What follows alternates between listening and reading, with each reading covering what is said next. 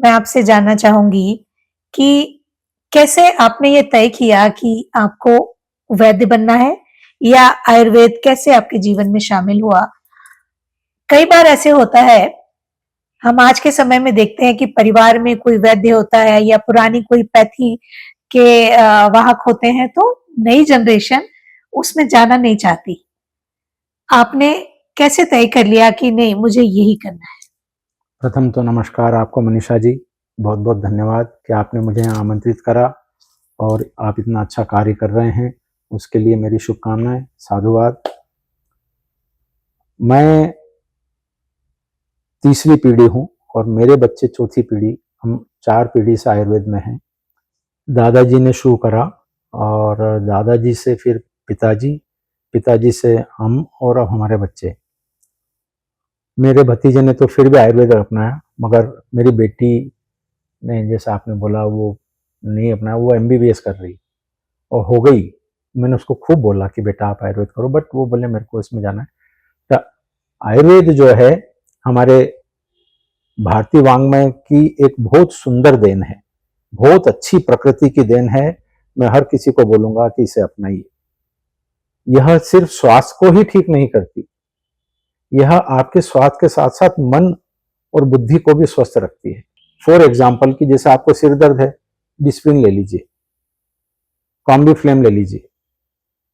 आयुर्वेद बोलता है कि क्यों हो रहा है, उस क्यों को ठीक करिए। उस क्यों को ठीक करेंगे तो हमको न डिस्प्रिन की जरूरत पड़ेगी, न ही कॉम्बी फ्लेम की जरूरत पड़ेगी। इसलिए हमको आयुर्वेद अपनाइए। आयुर्वेद सबसे बढ़िया हमारे भारतीय की संस्कृति की देन है। अब एक बात मैं आपको बताऊं कि इसकी उत्पत्ति कैसे हुई। वेद से इसकी उत्पत्ति है, भगवान धन्वंतरी से इनकी आयुर्वेद की उत्पत्ति। अथर्ववेद से आयुर्वेद उत्पन्न हुआ। चरक, सुश्रुत और भी ग्रंथ हैं जो अथर्ववेद से लिए गए हैं और जो आज भारतीय संस्कृति को स्वस्थ रखने के लिए, भारतीय मनुष्य को, भारतीय मानव को स्वस्थ रखने के लिए आज भी तत्पर हैं। हमारी ही गलती के कारण आज हमारी जड़ी बूटियां दूषित हो रही है, क्योंकि हम प्रदूषण फैला रहे हैं। स्वाभाविक है, उन जड़ी बूटियों पर भी असर आता है। आपको एक बात और बताऊं कि श्राद्धों में हम तर्पण करते हैं, तो वो तर्पण में औषधियों का भी तर्पण है। औषधियों का तर्पण कैसे करेंगे? जल लेके जो हम तर्पण करते हैं, वो उन औषधियों को भी जल दिया जाता है जिनको हम तोड़ के ले आए हैं। अच्छा।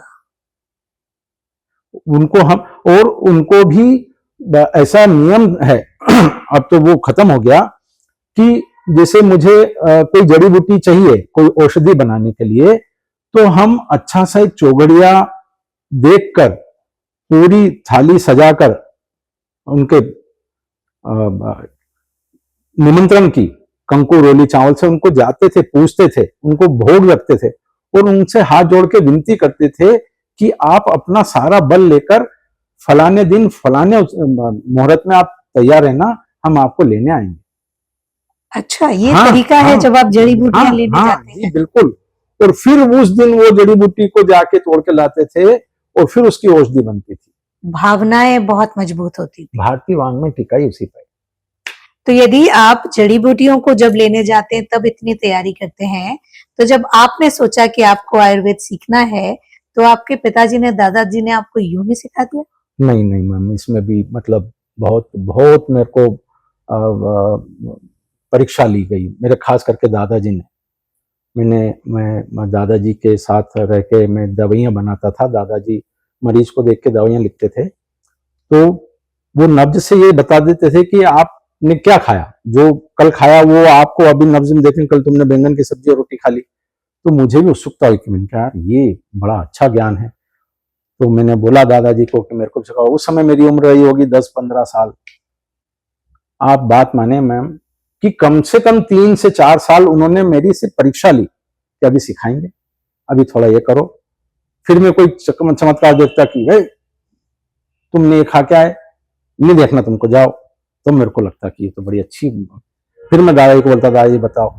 ऐसे करते करते करते 3 साल हो गए। फिर एक दिन तो मैं लड़ लिया, मैंने कहा दादाजी आपने बताया नहीं। तब उन्होंने बोला पहले 4 बजे उठो, स्नान करो और कुछ मंत्र दिए जो जपो। 4 बजे उठ के स्नान करके शुद्धि मंत्र को जपना है। और ये आपने कितने समय तक किया? अभी तक करते आ रहा हूँ। अच्छा, पर उस समय कितने समय तक किया जब वो मान गए कि अब आपको आयुर्वेद की वो शिक्षा दी जानी मुझे चाहिए? जैसे 1 माला, 10 माला, 11 माला वो आपको करना है, वो आपको करना है।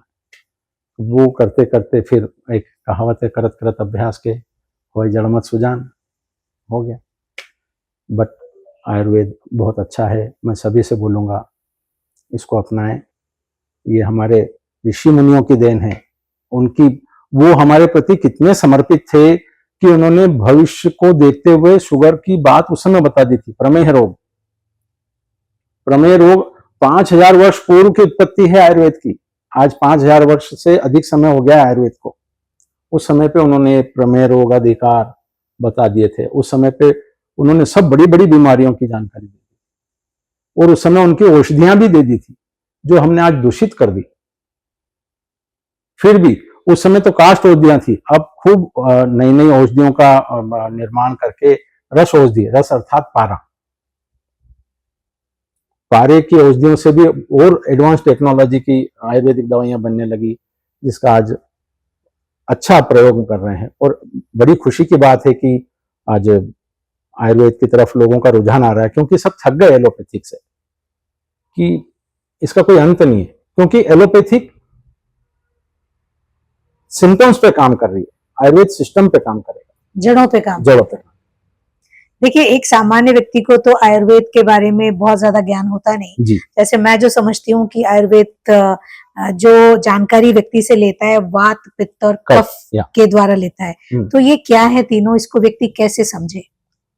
देखिए, पंच महाभूत से हमारा शरीर बना है। पंच महाभूत अर्थात जल, अग्नि, वायु, पृथ्वी और आकाश। ये 5 महाभूत हैं जिससे हमारा ये पूरी सृष्टि रची गई है। मनुष्य का देह भी उसी से बना है। अब पृथ्वी और आकाश जो मैं बताने जा रहा हूं, इसका कुछ तत्व इन 3 चीजों मिला है, जल, अग्नि और वायु में। अब हमारा शरीर भी जो है जल, अग्नि, वायु 3 मेन तत्व हैं। और आयुर्वेद को भी अगर हम इससे सिमिलर करें, इससे मिलाएं कि कैसे हैं, तो जल तत्व अर्थात जल की तासीर क्या है? ठंडी, है ना जी। तो जल की जो तासीर है ठंडी, जल अर्थात कफ। आप देखेंगे सर्दी में कफ बढ़ जाएगा, गर्मी में नहीं रहेगा। खांसी बढ़ जाएगी, नहीं रहेगी गर्मी में, क्योंकि उस समय पे जल तत्व प्रधान है, शीतलता है, शीत है अर्थात जल तत्व है। तो ये हो गया कफ। अब आते हैं अपन वात पे। वात अर्थात हवा। हमारे शरीर में जो हवा का रेगुलेशन है, जो चलना है, वो अगर कहीं अवरुद्ध होती है तो वो तकलीफ देती है, तो वहां पे हमको दर्द होने लगता है। हवा को अगर हम कहीं रोकेंगे तो हमको घुटन सी होगी। अगर हम आज आपको एक कमरे में बंद कर दें और ऑक्सीजन नहीं मिले, हवा नहीं मिले, तो हम घबराने लग जाएंगे। वही हमारे शरीर में बात आती है कि कहीं अगर बात अवरुद्ध हुई तो वहां पे सूजन आ जाएगी या दर्द होने लगता है। ये हो गया दूसरा तत्व वात का। तीसरा आता है पित्त। पित्त अर्थात आप देखेंगे एसिडिटी, आपको आज के भाषा में बोले जलन, है ना। इसका और जो बृहद रूप होता है खुजली, जलन, खुजाल लो, खुजाल को चमड़ी खोर लो। ये तत्व है अग्नि। अग्नि का काम है जलाना। तो वात, पित्त और कफ, ये 3 तत्व से शरीर बना है, आयुर्वेद बना है। और जल, अग्नि और वायु, ये 3 तत्व से जो हमारा शरीर है, आयुर्वेद ये कहता है कि ये कोई बीमारी नहीं, इनको तीनों को सम रखो। अगर ये सम रहेंगी तो आपको कोई बीमारी नहीं होगी।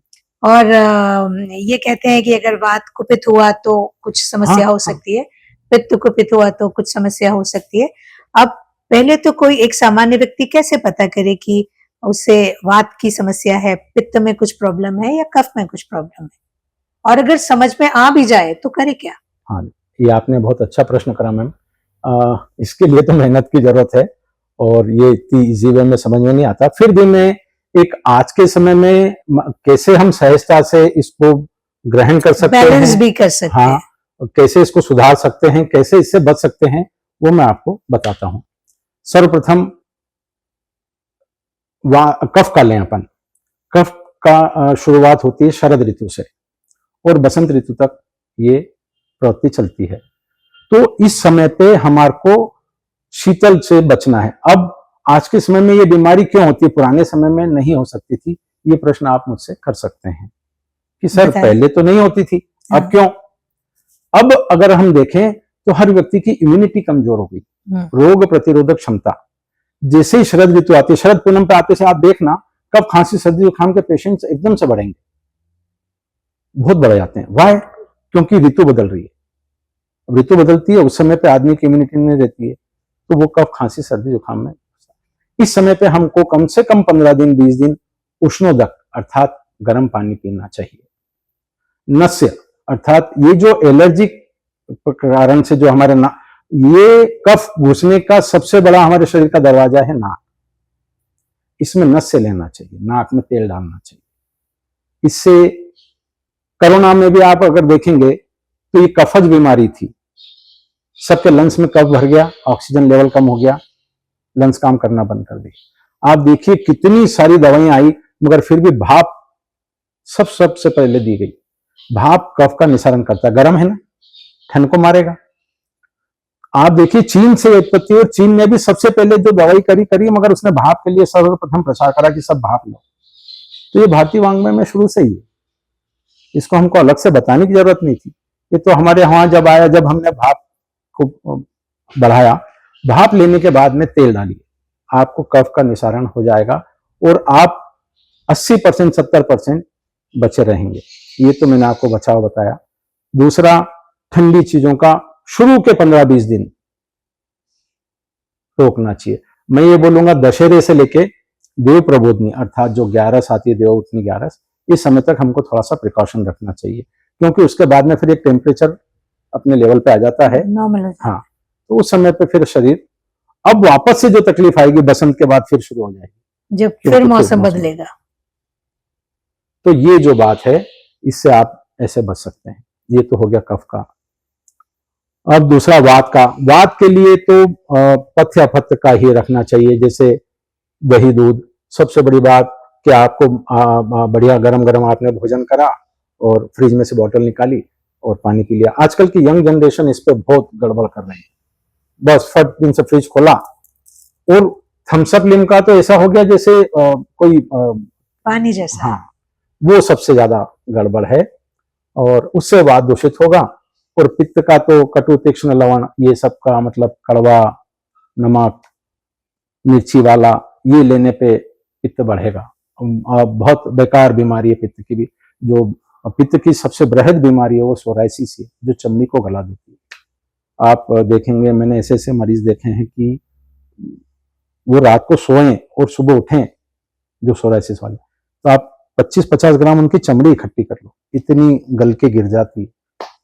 तो उसको बचने के लिए भी पथ्य अपथ्य का तो ध्यान रखना चाहिए और नियमित व्यायाम करते हुए अपने दोषों को रोक के इससे बचा जा सकता है।